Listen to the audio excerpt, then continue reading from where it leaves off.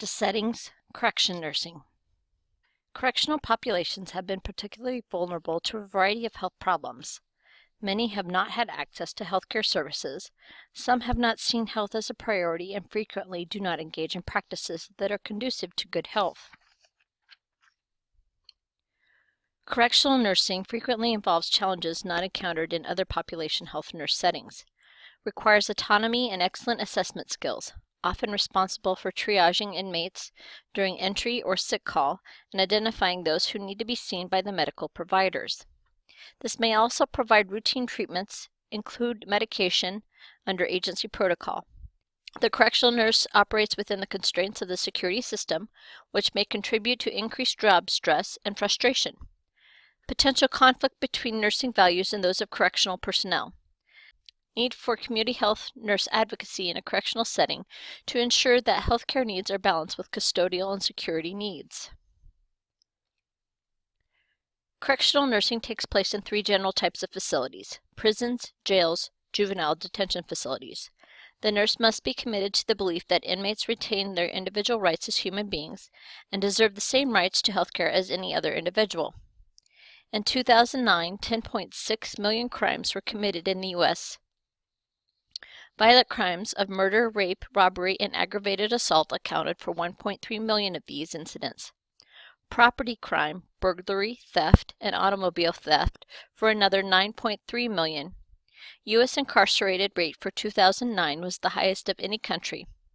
From 1980 to 2004, the number of people incarcerated in the U.S. quadrupled. The reason for the increase is the significant changes in the sentencing guidelines, truth in sentencing, and the three strikes law. Healthcare is appropriate for several reasons. Adequate healthcare is a constitutional recognized right. Failure to provide needed health services constitutes deliberate indifference of the 5th and 14th Amendment provisions. Societal costs of this care will be lower if interventions occur timely, and potential for the spread of communicable diseases from correctional facilities to the community. Assessing by the determinants of health, starting with biological determinants.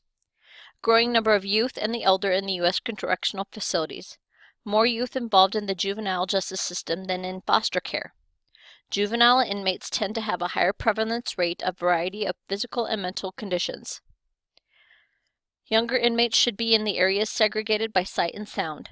The American Academy of Pediatrics revised its policy statement on juvenile offenders to include the following recommendations. Provision of care on par with that provided to non-incarcerated youth. Housing of children and adolescents in facilities appropriate to their level of development. Coordination of care between the justice system providers and the community providers. Provision of evidence-based mental health and substance abuse services for youth. Coordination of efforts to address funding for adequate health services for incarcerated youth. The community health nurse may need to advocate for the application of these sets of standards and recommendations in the care of the juvenile correctional population. The fastest growing segment of corrections population is the elderly, however. They have more chronic diseases and disabilities and more cognitive impairments. Significantly imbalanced with respect to gender and racial ethnic composition. Women inmates often have a higher rate of physical and mental health problems, such as a history of physical and sexual abuse, and early initiation of sexual intercourse, and drug and alcohol use. Transgender individuals are a questionable place of where to place these in male or female housing. Physiological health, such as focus on mortality, suicide and cardiovascular disease were the leading cause of death, infectious disease mortality as well. Environmental conditions and behavioral patterns in the correctional centers foster the spread of communicable diseases. Four in particular concerns are tuberculosis, HIV, hepatitis, and sexually transmitted infections. Accidental injuries were more common than those resulting from violence. Violence-resulting injuries in correctional settings may be associated with traumatic brain injuries in the perpetrators. Other conditions are dental issues such as mouth and pregnancy. The level of mental illness in correctional facilities has tripled in the last 30 years. The current estimate of 16% of the population affected. Attempted suicide is a particularly prevalent problem. Community health nurse should identify inmates at risk for suicide and initiate immediate interventions as well as referral for long-term treatment of underlying factors. Another group of young offenders may be the developmentally disabled, and an additional segment of this population may experience learning disabilities and other developmental disorders, such as psychotic delirium and persons under a death sentence. Challenges include determining who has mental health problems and how they should be treated, managing behavior and symptoms associated with psychiatric illness, and recognizing and dealing with the negative mental health effects of incarceration. This assures that appropriate services provided to vulnerable inmates, youth, and women. Environmental determinants are that of extreme overcrowding, poor ventilation, lack of temperature control, and unsanitary conditions, buildings in poor repair, vermin control, noise control, and lack of privacy.